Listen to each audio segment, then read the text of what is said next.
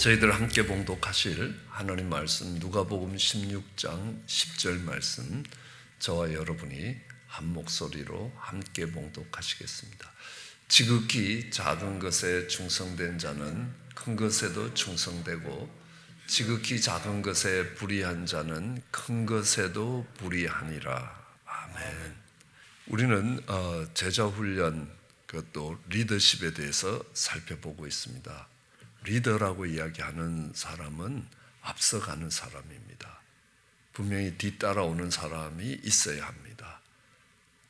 많은 영향력을 가지고 뒤따라오는 사람들과 함께 방향을 가지고 나아가는 사람을 리더라고 이야기합니다. 우리는 리더의 영향력이 어디서 올 것인가?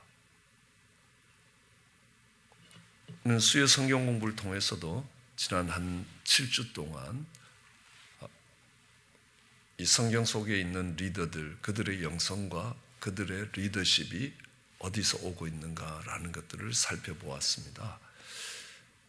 오늘 리더십이 발휘되는 것 중에 하나가 지극히 작은 일에 충성하는 자가 큰 일에도 충성할 수 있다는 겁니다. 작은 일을 소홀히 하는 사람은 큰 일도 소홀히 하게 됩니다. 앞으로 훌륭한 사람이 되기 위해서 제일 먼저 시키는 것 중에 하나가 자고 나서 자기의 침대를 깨끗하게 정리하는 것부터 시작하는 겁니다. 우리는 이 작은 것에 충성하는 사람이 큰 것에도 충성할 수 있다.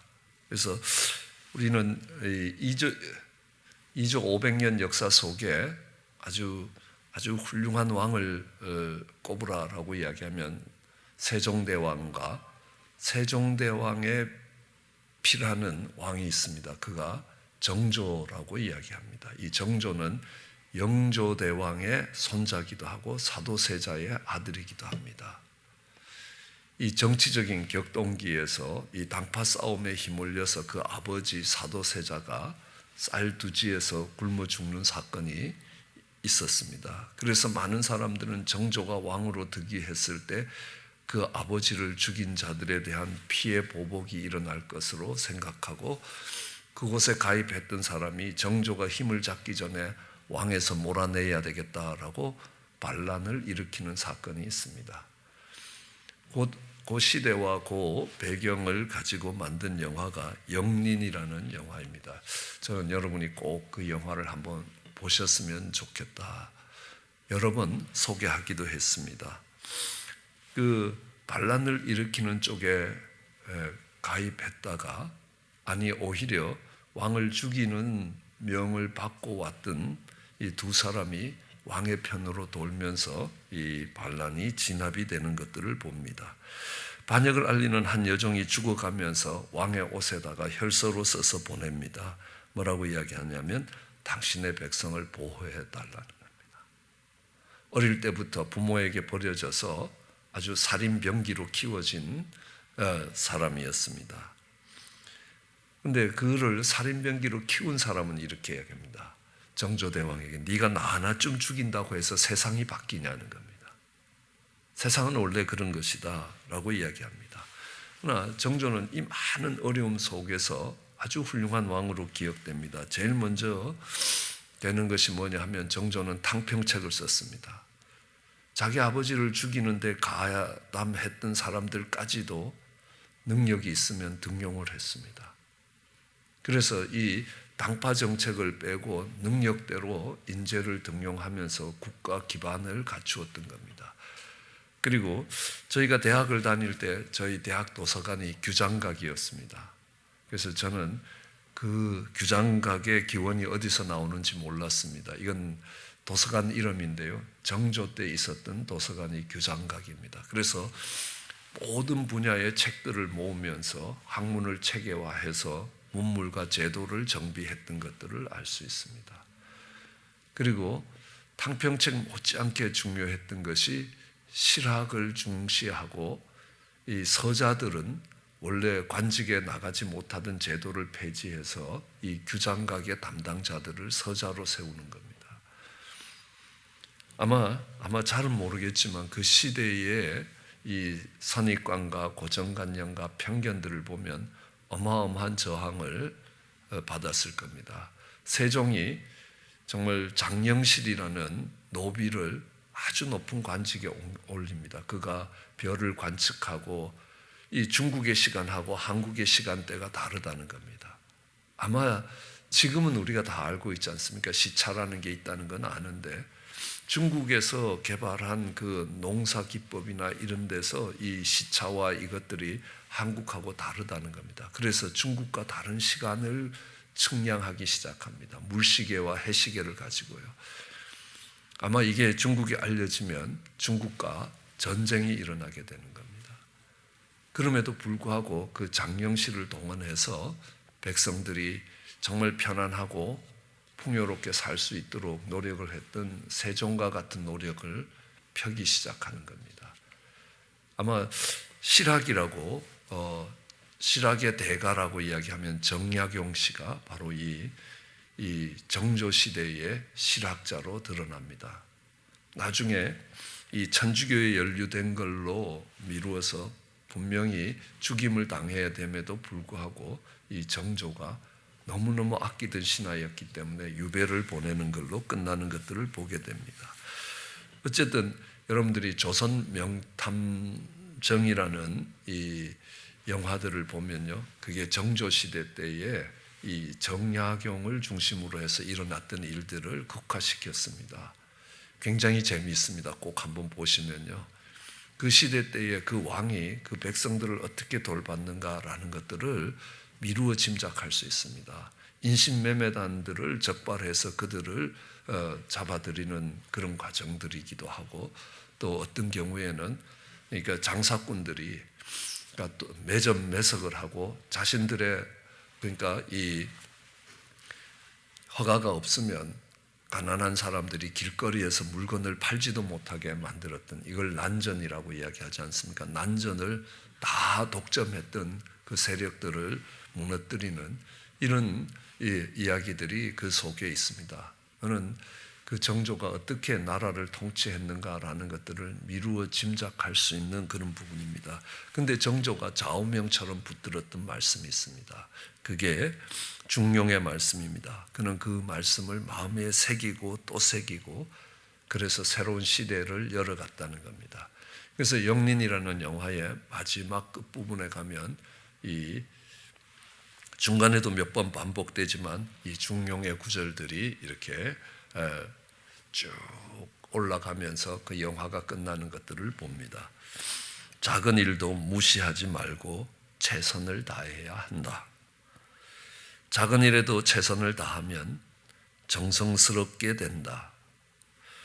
정성스럽게 되면 삶에 배어 나온다. 삶에 배어 나오면 조그마한 빛이 된다.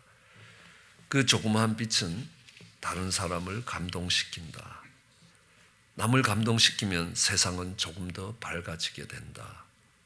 세상이 조금 더 밝아지면 세상은 조금씩 변하게 된다. 그러므로 작은 일에 최선을 다하는 사람이 세상을 변하게 할 수 있다. 물론 중용의 가르침입니다. 그렇게 세상이 바뀔 것이다. 온 정성을 다해 하나씩 해 나간다면 세상은 바뀔 것이다. 작은 일에 충성스러웠습니다. 중용의 원리만은 아닙니다. 우리 성경도 오늘 우리가 읽은 본문에 말씀하지 않습니까? 작은 일에 충성하는 사람이 큰 일에도 충성할 수 있다. 우리는 그 작은 일이 작은 일이 아니라는 겁니다. 우리는 이스라엘 역사에서 가장 훌륭했던 지도자를 들으라라고 이야기하면 아마 다윗을 들을 수 있을 것입니다. 하나님 마음에 합했던 사람입니다. 이 아둘람 동굴의 400인들과 함께 시작했던 그 다윗은요, 단에서부터 부엘세바까지 유브라데 하수에서 지중해까지 하나님이 약속하신 땅들을 정복하기도 합니다. 그러니까 다윗이 그렇게 왕으로 될 수 있었던 이유는 뭐냐는 것. 저는 아버지의 양을 치면서 사자와 곰과 이 사나운 짐승들이 그 양을 움켜갈 때에 10대 초반밖에 안 되는 다윗이 물맷돌을 들고 끝까지 찾아가서 그 사나운 짐승의 입을 벌려서라도 양떼를 찾아왔다는 겁니다. 양 한 마리를 구하는데 목숨을 걸었습니다. 그걸 하나님이 어떻게 보시겠습니까?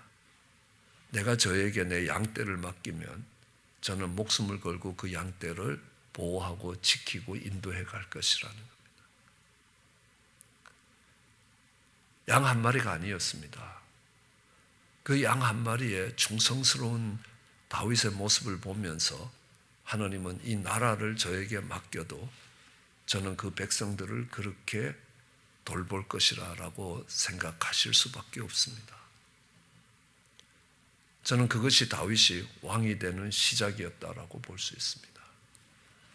왜요? 작은 것에 충성했기 때문에. 그럼 다니엘을 보십시오. 다니엘은 뜻을 세웁니다. 뭐 대단한 뜻을 세운 것 아닙니다. 내가 목숨을 걸고 빼앗긴 나라를 되찾기 위해서 독립운동을 해야 되겠다. 이거 아니지 않습니까?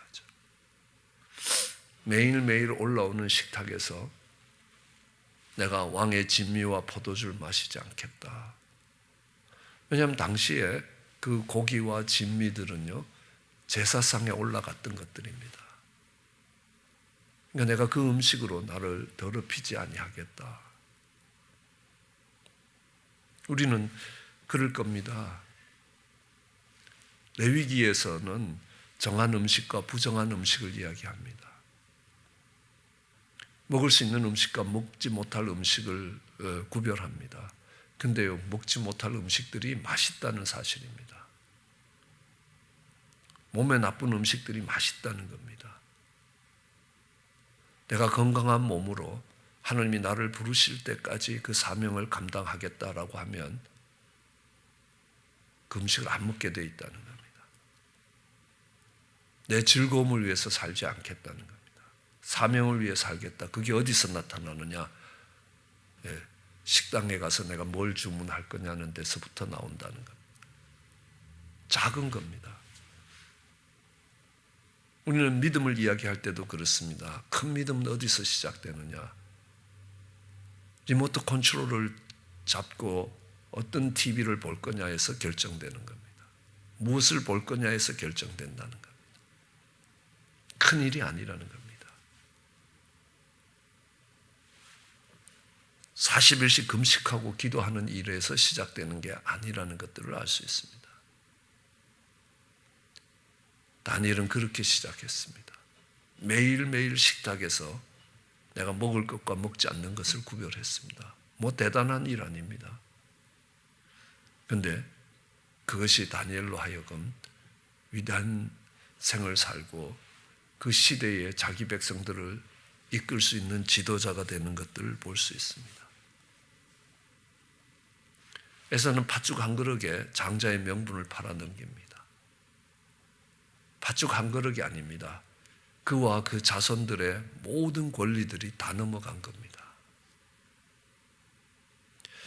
저는 이 팥죽 한 그릇에 장자의 명분을 팔아라, 뭐 계약서 쓰고 뭐 아마 이르지 않았다고 생각합니다. 에서가 사냥을 하고 돌아왔습니다. 너무너무 배가 고팠을 겁니다.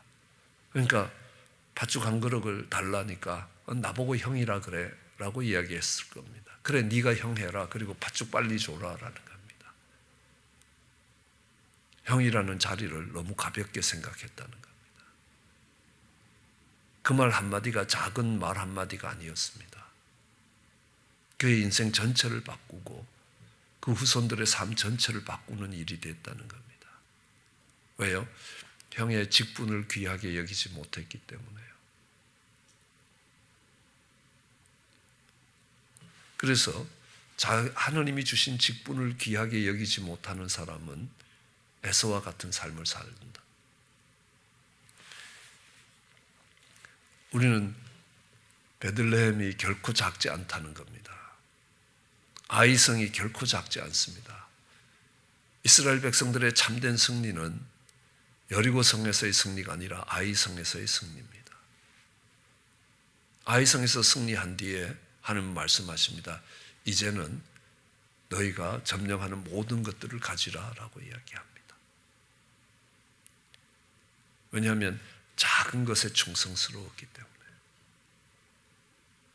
여리고성을 점령하고 200만 명 중에 한 명밖에 안 되는 아간이 금 한 덩이, 은 한 덩이, 외투 하나를 훔쳤는데요. 그게 작은 게 아닙니다. 이스라엘 전체가 무너지는 죄악이 되었다라는 것들을 알 수 있습니다. 사람으로도 봐도 그렇습니다. 모르드게는 자기 사촌 여동생 에스더를 키웁니다. 고아가 된 사촌 여동생을 딸처럼 키웁니다. 오갈 데 없이 보잘것없는 어린아이입니다. 그런데요, 그를 키웠습니다. 후일에 그 에스더로 인하여 모르드게뿐만 아니라 모든 유대인들이 죽을 자리에서 살아나는 것들을 봅니다. 끝도 없이 이야기할 수 있습니다. 우리는 사사기가 끝나고 새로운 시대가 열리는 것이 한 시골 아낙네의 기도에서 열린다는 사실입니다. 한나라는 그 당시에 이름 없는 에브라임 소빔에 있는 자식 못난 한많은 여자의 한많은 기도가 새로운 시대를 열어간다는 것들을 배웁니다. 이게 결코 작은 게 아니라는 겁니다. 결코 작게 볼 게 아니라는 겁니다. 하나님은 작은 일에 충성한 사람이 큰 일을 감당할 수 있다. 작은 일에 충성스럽지 못하면, 그렇다면 지도자에게 요구되는 것도 마찬가지입니다. 물론 많은 덕목들이 요구됩니다. 아마 이렇게 묻기도 합니다. 그러니까 안목이 있는 지도자기도 하고, 또 사랑으로 섬기고, 소망이 분명하고, 꿈과 비전이 분명하고, 믿음이 있고, 또 정말 삶의 본을 보여주고, 그 다음에 창의적인 전략이 있고, 우리는 애플을 만들었던 이 글을 봅니다. 그래서 정말 그가 할 수 있었던 것이, 스티브 잡스가 애플을 이끌었던 것은 그의 창의적인 전략입니다. 그런데 애플의 스티브 잡스도 그 위대한 회사를 만든 가장 중요한 리더십의 요인이 뭔가를 찾아가 보면요, 이 스티브 잡스가 가장 본을 삼았던 사람이 누구냐는 겁니다. 비틀즈였습니다. 컴퓨터 업체하고 음악을 하는 비틀즈가 전혀 같지 않는데요. 그래서 기자가 물었습니다. 비틀즈가 왜 당신 삶의 본이 되었냐는 겁니다. 그들은 한 사람 한 사람으로 보면 음악에 부족한 부분들도 있다는 겁니다. 그러나 그들이 팀을 만들어서 서로의 부족한 부분들을 보완하니까 이게 세계적인 팀이 됐다는 겁니다. 자기는 회사를 그렇게 만들 것이라는 겁니다. 그것이 스티브 잡스가 애플이라는 회사를 자신의 집 겨라지에서 시작해서 오늘날까지 이르는 세계적인 회사로 키워갔던 이유 중에 하나예요. 세상의 회사든 어떤 단체든 어떤 오거니제이션이든 그 속에 탁월한 지도력이 발휘됐다면 그 지도력의 원인들이 반드시 있다는 사실입니다. 우리는 다윗의 지도력을 봐도 그렇습니다. 양 한 마리의 목숨을 걸면서, 그럼 다윗의 지도력의 가장 큰 힘이 뭐겠습니까? 용서와 관용이었습니다. 다윗은 어떤 적이라도 그의 날개 아래로 오는 사람들은 다 품어 안았습니다. 그렇기 때문에 그 시대를 새롭게 만들 수 있었습니다. 여러분, 정조도 그랬습니다. 하물며 자기 아버지를 죽이는 일에 가담했던 사람조차도 능력이 있는 자들을 등용했습니다. 저는 그가 보인 그 아버지의 죽음에 대한 피해 보복을 내려놓습니다. 그리고 모든 사람들을 끌어안았습니다. 그게 어쩌면 이 정조가 했던 일들이 세종보다 더 위대했다라고 평가하는 역사가들도 많이 있습니다. 저희 어른들은, 저희 집안 어른들은 사림이라고 이야기합니다. 이 사림들은 고려시대에서부터 이조로 바뀌면서 바뀐 왕에 충성할 수 없다라고 해서 이 고향으로 내려왔던 사람들입니다. 그래서 이 영조, 정조 때까지는 정부의 관리로 나가질 않았습니다. 그들을 정부의 관리로 불러낼 수 있었던 사람이 영조, 정조였다는 사실입니다. 그들과 원수되었던 자들까지도 다 끌어안을 수 있는 왕의 포용력이었습니다. 그것이 이조에서 정말 영조가 뛰어나게 보이는 지도자가 된 이유라는 겁니다. 정말 왕으로서 백성 한 사람, 부모가 없어서 종으로 팔려가서 정말 종살이도 아니고 살인병기로 키워지는 하나하나까지 찾아오는 왕의 그 작은 일에 충성됨과 그가 모든 사람들을 용서와 간용으로 이끌고 갔다는 사실이라는 겁니다. 우리는 조그마한 일에도 서로 등을 돌리고 다시 얼굴 안 보는 사람들이 얼마나 많은지 모릅니다.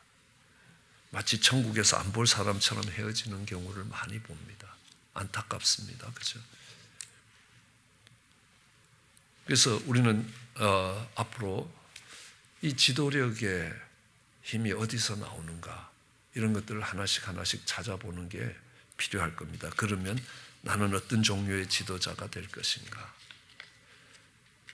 여러분, 이게 못생겨도 쓰임 받을 수 있다 이런 주장을 하시는 어느 목사님이 이 12제자들을 이렇게 평가하고 있습니다. 베드로는요, 실수가 많아도 가면을 쓰지 않는 진실함이 있었다. 그가 12사도로 초대교회의 영적인 지도자가 될 수 있었던 이유입니다. 안드레는요, 번뜩이는 지혜는 없어도 따뜻한 가슴으로 사람과 사람을 연결시켜 줬다는 겁니다.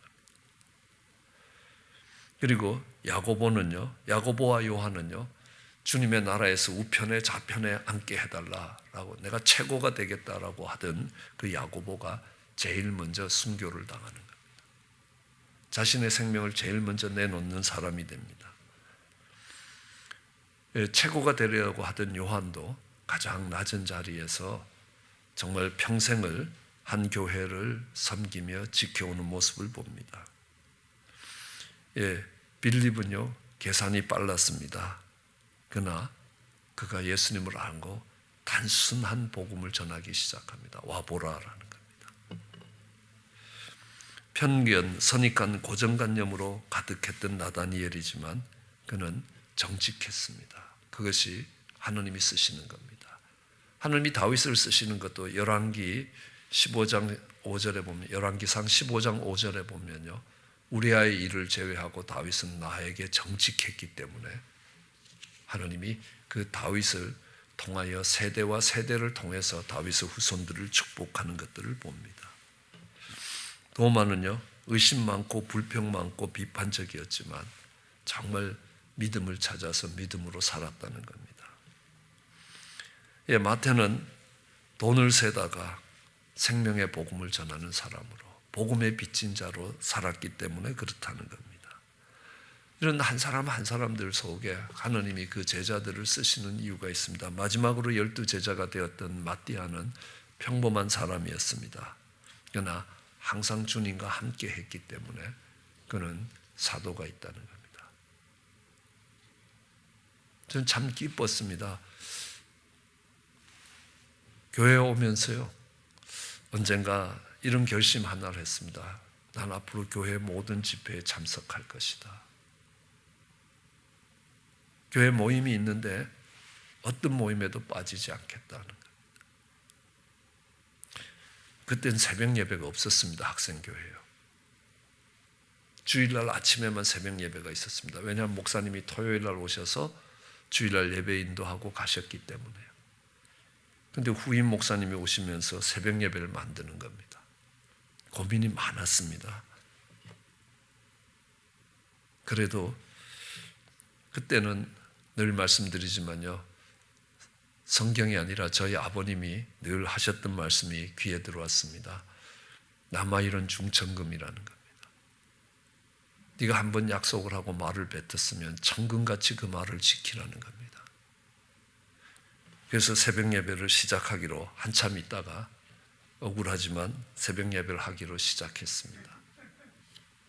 그리고 오늘날까지 그 새벽 예배가 이어지기 시작합니다.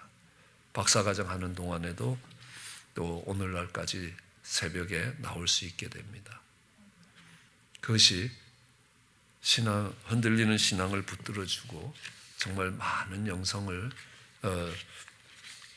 깊게 만들어가는데 얼마나 도움이 됐는지 모릅니다. 마띠아가 그렇게 했습니다. 평범하지만 나는 우리 성도님들이 있는 자리에 다 있을 것이라는 겁니다. 주님이 있는 곳에 항상 함께 있었습니다. 그가 가룟 유다가 죽은 자리에 그가 사도로 세워지는 것들을 보게 됩니다. 하나님이 그 시대에 세워주시는 작든 크든 그 오거니제이션의 리더를 세우실 때는 반드시 이유가 있다는 겁니다. 그 리더십의 근원이 되는 요인이 무엇인가? 나는 어떤 부분으로 어떤 지도자가 되어야 되는가? 내가 어떤 자질을 갖추어야 되고 어떻게 섬겨가야 하는가? 라는 것들을 볼 때 자신의 리더십 스타일을 결정할 수 있게 될 것입니다. 그래서 하나님께 귀하게 쓰임받는 귀한 일꾼이 되시길 주의 이름으로 축원합니다. 기도하시겠습니다. 사랑과 은혜가 많으신 하나님,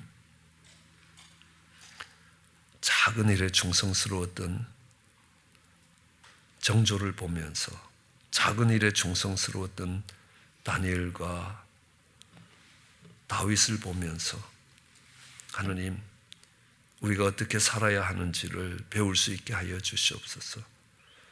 하나님, 우리가 어떻게 섬겨야 하는지도 배울 수 있게 해 주시기 원합니다. 하나님, 은혜를 더하여 주시고 한 번밖에 없는 생애에 우리 하나님이 쓰실 수 있는 사람이 되게 은총을 더하여 주시기 간절히 소원합니다. 감사합니다. 예수님 이름으로 기도드렸습니다.